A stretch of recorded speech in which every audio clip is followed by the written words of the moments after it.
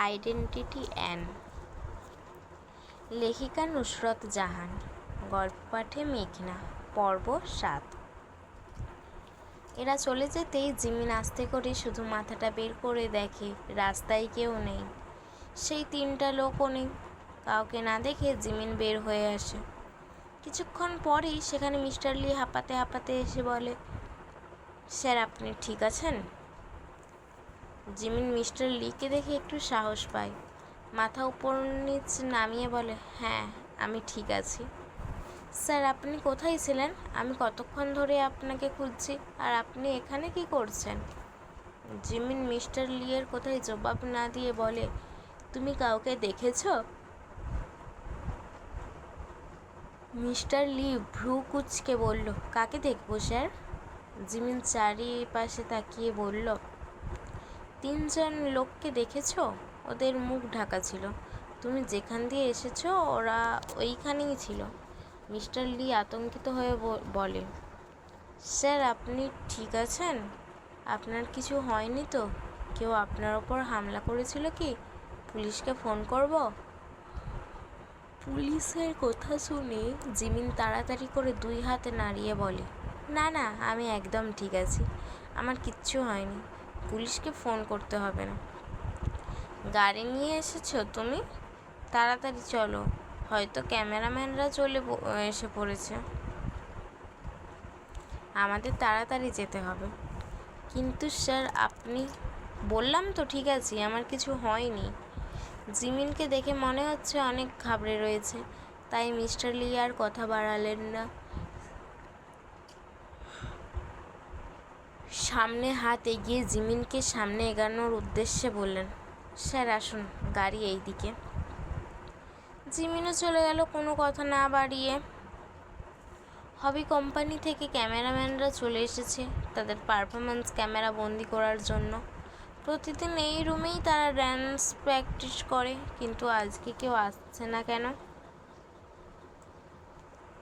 সেই জন্য একজন লোককে পাঠালেন তাদের খুঁজে নেওয়ার জন্য। লোকটি বের হয়েই দেখে সবাই চিন্তিত মুখ নিয়ে বসে আছে। কিন্তু এ কি, জাংকুক সোফায় না বসে সোফার পিছনের ফ্লোরে বসে আছে কেন? লোকটা জাংকুকের এমন সোফার পিছনে বসে থাকার মানে বুঝলো না। সেলিব্রিটি মানুষ বাবা, তাদের মতিগতির ঠিক নেই। কে জানে এখানে এভাবে বসে আছে কেন? লোকটি এগিয়ে এসে বলে, স্যার আপনাদের শ্যুট নেওয়ার সময় হয়ে গেছে। একে তো একা একা জিমিন বাইরে চলে গেছে, তারপর থেকে মিস্টার লিও ফোন তুলছেন না, সেই জন্য সবাই চিন্তায় আছেন।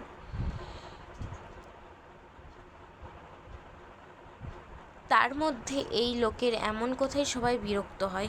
আরএম বলে, আপনি যান, আমরা কিছুক্ষণ পরে আসছি। লোকটি ঠিক আছে বলে মাথা নাড়িয়ে চলে গেল।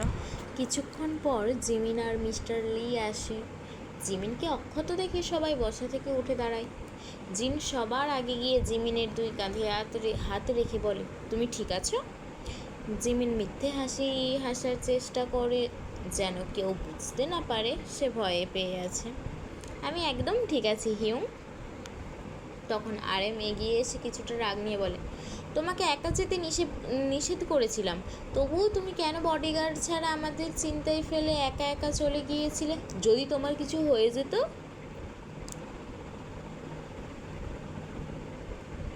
জিমিন কিছু না বলে অপরাধীর মতো মাথা নিচু করে ফেলে। আসলেই তো তারই দোষ। কি দরকার ছিল ওস্তাদি দেখিয়ে একা একা যাওয়ার? সবাই তার জন্য কত চিন্তা করতেছিল। আর আরএমের ভয় ও তো ঠিকই হয়েছে, সে তো বিপদেই পড়েছিল। কিন্তু কোথা থেকে শুধু 3টা গুলির আওয়াজ পেল, আর তারপর সেই ছেলে মেয়েটাকে দেখল। তারপর তার পিছু করা লোকগুলোকেও আর দেখল না। সে যদি আরএমের কথা শুনে বডিগার্ড নিয়ে যেত, তাহলে হয়তো এমন পরিস্থিতিতে পড়তে হতো না।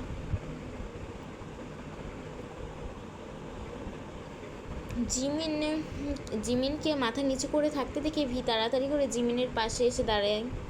দাঁড়িয়ে ওর কানে কানে ফিসফিস করে বলে, আমার মনে হয় তোমার ক্ষমা চাওয়া উচিত, হিউং অনেক রেগে আছে। জিমিন মাথা নিচু অবস্থাতেই টেরা চোখে একবার ভিয়ের দিকে তাকালো। ভি নিজের কনু দিয়ে জিমিনকে খোঁচা দিয়ে বলে, কি হলো, ক্ষমা চাও? জিমিনও ভিয়ের মতো করে নিজের হাতের কনু দিয়ে ভিয়ের হাতে খোঁচা দিয়ে বলে, তুমি আমাকে খোঁচাচ্ছ কেন? ভি আবার খোঁচা দিয়ে বলে, আমি তো তোমার ভালোর জন্যই বলেছি। জাংকুক সোফার পিছন থেকে উকি দিয়ে জিমিন আর ভিয়ের কাণ্ড দেখে আসতেছে, কিন্তু সুগা এই ভয়ে আর সামনে আসতে পারতেছে না। আরে এদের এমন খোঁচাখুচি দেখে আর ফিসফিস কথা বলা দেখে বলে, কি ফিসফিস করছে দুজনে? জিমিন মাথা তুলে বলে, মানে তেমন কিছু না। তেইয়ং বলছিল যে আপনি নাকি আজকে আন্ডারওয়ার দৌড়নি। জিমিনের কোথায় জেহপার জিন জোর করে হেসে ফেলল।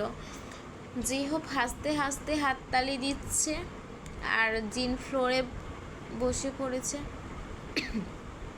পিছনের সোফায় বসে সুগা মুচকি মুচকি হাসছে। সবার পিছনে থাকা জাংকুক ফ্লোরে বসে দুই পা বাচ্চাদের মতো করে নাড়িয়ে ডান হাত মুষ্টি করে মুখের ভেতর ঢুকিয়ে দেওয়ার চেষ্টা করছে, যেন তার হাসির আওয়াজ সুগার কানে না যায়। আরএমের অনেক রাগ হলো। সে একটা গুরুত্বপূর্ণ কথা বলছে আর এই বদমাশগুলো তার সাথে মশকরা করছে।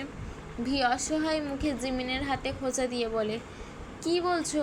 আমি এটা তোমাকে কখন বলেছি?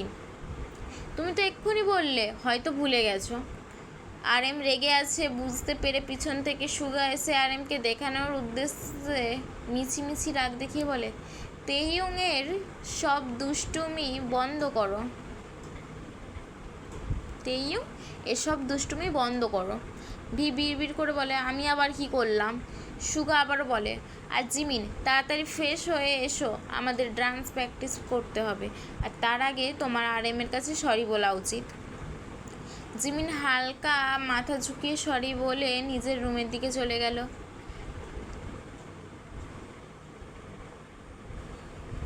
কিছু পড়ার শব্দ হতেই সবাই পেছনে ঘুরে দেখে। জিমিন কারো পায়ের সাথে ভেজে ফ্লোরে পড়ে আছে। জিমিনকে উঠাতে সবাই এগিয়ে গিয়ে দেখে সোফার পেছনে জাংকুক মুখে হাত ঢুকিয়ে বসে আছে। জিমিনকে না উঠিয়েই সবাই জাংকুকের দিকে তাকিয়ে আছে।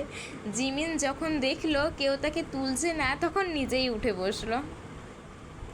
সবাই এমন চাহনি দেখে জাংকুক আস্তে করে মুখ থেকে হাতটা নামিয়ে সামনের দাঁতগুলো বের করে বোকা হাসে। আস্তে আস্তে ফ্লোরে রাখে, যেন কোনো মতে উঠে মানে এখান থেকে কেটে পড়তে পারে। জাংকুক যেই দৌড় লাগাবে ঠিক সেই সময় কেউ তার কান চেপে ধরে। কাজটা কার সে খুব ভালো মতোই জানে। এই যে লোকে বলে না, চোরের মন পুলিশ পুলিশ, ব্যথায় জাংকুক আহ করে উঠল। হিউং আমার লাগতেছে, আজকের মতো ছেড়ে দাও, আর কোনো দিন করবো না। সুগা জাংকুকের কান ছাড়ে না, আজকাল বড্ড ফাজিল হয়েছে, সারাদিন শুধু জ্বালাই। সুগা জাংকুকের কান আরও একটু চাপ দিয়ে ধরে। হিউং।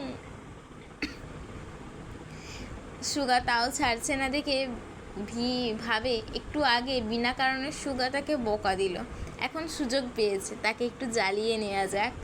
যেই ভাবা সেই কাজ। ভি এগিয়ে গিয়ে সুগার পেটে কাতুকুতু দিতেই সুগা জাংকুককে ছেড়ে দেয়। জাংকুক ছাড়া পেয়েই ভি আর জাংকুক দৌড়ে ডান্স প্র্যাকটিস রুমে চলে যায়। ওইখানে অনেক লোক আছে। সুগা ওদের সামনে জাংকুক আর ভিকে কিছু করবে না, সেই জন্য বুদ্ধি করে দুইটাই সেই রুমে ঢুকেছে। সুগা রেগে আরএমকে হাত দিয়ে ভি আর জাংকুককে দেখিয়ে বলে, দেখেছেন আপনাদের সবার ভালোবাসা পেয়ে পেয়ে দুইটা কীরকম শয়তান হয়েছে। আরএম ভিয়ের কাতুকুতু দেয়া দেখে মুচকি মুচকি হাসতেছে। সুগা আরএমকে হাসতে দেখে বলল, আপনি হাসছেন? আরেম দুই পাশে মাথা নাড়িয়ে বলল, কই না তো। সুগা পাশে থাকা জিনের দিকে তাকায়। জিনের দিকে তাকাতেই জিন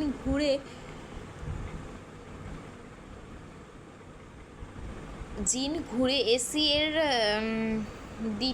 এসি এর দিতে হাত তাক করে, যেন জিন হাসতেছে। এটা সুগা বুঝতে না পারে। জিন কি বলবে বুঝতে না পেরে বলে, অনেক গরম লাগছে, এসিটা মনে হয় ঠিক করে চলছে না। কিন্তু সুগা ঠিকই বুঝতে পেরেছে। আরেমের সাথে সাথে জিনও তাকে দেখে হাসছে। তারপর জেহপের দিকে তাকাতেই দেখি জেহপ দাঁত বের করে হাসছে। জেহপ সুগার পিছনে ছিল দেখে জেহপ নিশ্চিত হয়ে হাসছিল।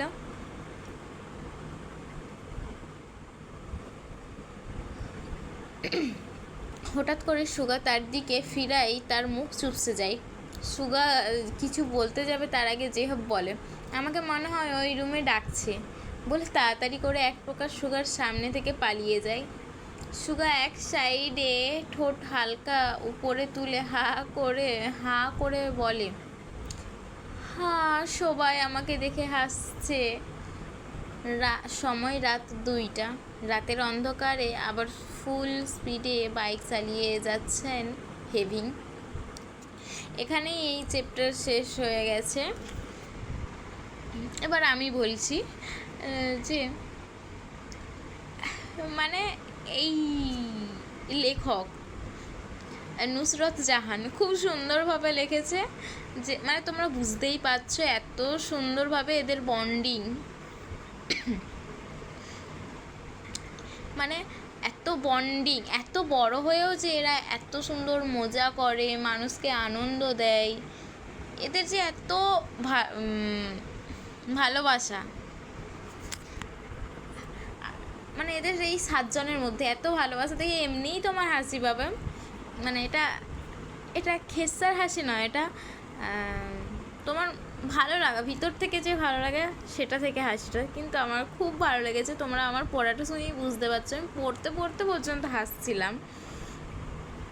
মানে কি বলবো, খুব সুন্দর। থ্যাংক ইউ, আজকের মতো টাটা।